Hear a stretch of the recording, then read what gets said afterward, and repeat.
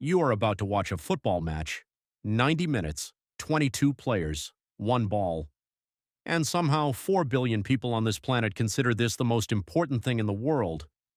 But if you have never really watched football before, it looks like chaos. Players running, referees blowing whistles, crowds losing their minds over something you cannot quite follow. That feeling ends today.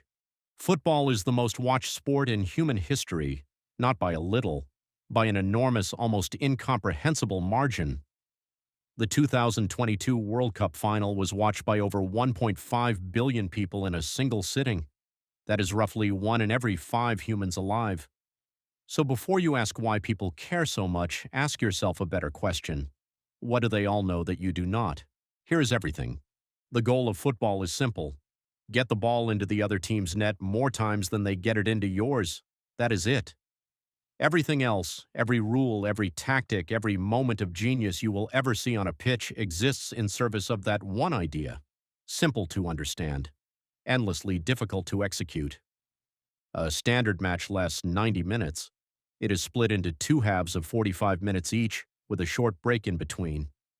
At the end of 90 minutes, whoever has scored more goals wins. If the score is equal, the match is a draw. In knockout competitions, if it is still tied after extra time, it goes to a penalty shootout. But most matches you will ever watch are decided in those 90 minutes. Now meet the players. Each team has 11. One of them is the goalkeeper. The goalkeeper is the only player allowed to use their hands, and only inside a large rectangular area in front of their own goal called the penalty area. The goalkeeper's entire job is to stop the ball from crossing the goal line. They dive, they punch, they scream at their own defenders. They are, almost without exception, slightly unhinged. This is a requirement of the position. The other 10 players are split into 3 rough groups: defenders, midfielders, forwards. Defenders sit closest to their own goal. Their job is to stop the other team from scoring. Midfielders sit in the middle of the pitch. They are the engine. They win the ball, move it forward, and connect defense to attack. Forwards sit closest to the opponent's goal. Their job is to score. But here is something that will immediately make you watch differently. These positions are not fixed. They are guidelines. A defender can surge forward and score. A midfielder can drop back and defend. Football is fluid. It breathes. The best teams in the world do not play positions. They play spaces. Now the rules. There are not many that matter to a new viewer, so pay attention to these. You cannot use your arms or hands. Only the goalkeeper, only in their box. Everyone else uses their feet, knees, chest, and head. The moment a player deliberately uses their hand or arm to touch the ball, the referee stops play and awards a free kick to the other team. If it happens inside the penalty area, the punishment is much worse. It is a penalty. A penalty kick is one of the most dramatic moments in all of sport. The ball is placed on a spot 12 yards from the goal. One player stands over it, the goalkeeper stands on the line, and for a brief electric second, the entire stadium holds its breath. Penalties are scored around 75% of the time. That means 1 in 4 ends in the goalkeeper becoming a hero. Nothing in football produces noise like a saved penalty. Free kicks happen constantly. Any foul, any handball, any dangerous tackle, the referee stops play and gives the ball to the fouled team. From a free kick, you can shoot directly at goal if you are close enough, or pass it to a teammate to restart the attack. Now, the offside rule. This is the rule that confuses every new football viewer. It sounds complicated, but the logic behind it is elegant. You cannot be in an offside position when the ball is played to you if you are closer to the opponent's goal line than both the ball and the second-to-last defender. In plain English, you cannot stand right next to the goalkeeper waiting for a pass. You have to be level with or behind the last outfield defender when the ball leaves your teammate's foot. This rule exists for one reason. Without it, a forward could just camp next to the goalkeeper all game and wait for long passes. The offside rule forces football to be played through the whole pitch. It creates the game's shape. When you watch a match and the assistant referee on the sideline raises their flag, that is an offside call. Sometimes the call is wrong, sometimes it is almost impossibly close. Video technology now reviews the tightest calls, measuring the position of a player's armpit or knee to within a centimeter. People argue about offside decisions with the intensity that ancient philosophers argued about the nature of reality. When the ball crosses the sideline, it is a throw-in for the team that did not touch it last.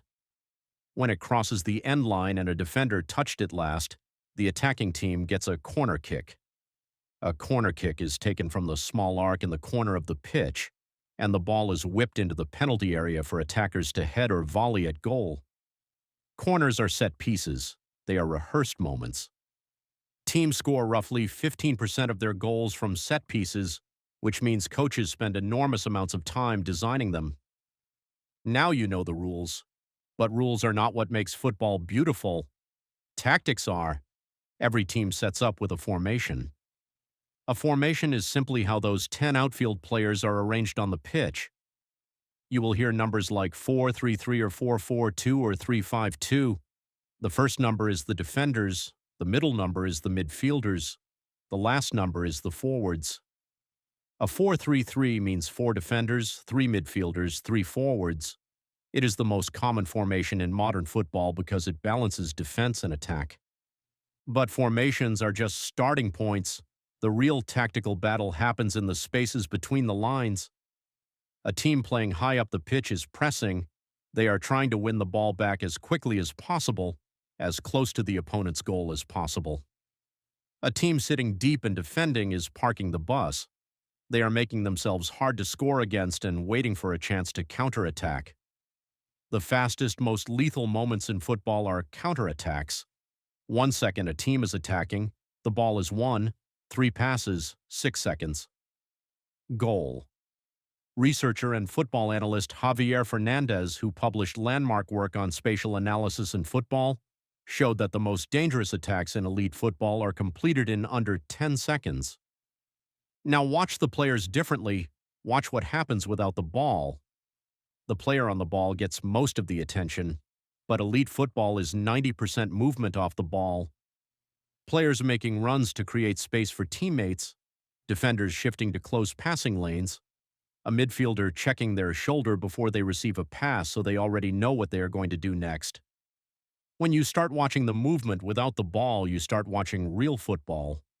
The referee is the single authority on the pitch. They can show yellow cards as a warning and red cards as a dismissal. 2 yellow cards equal a red.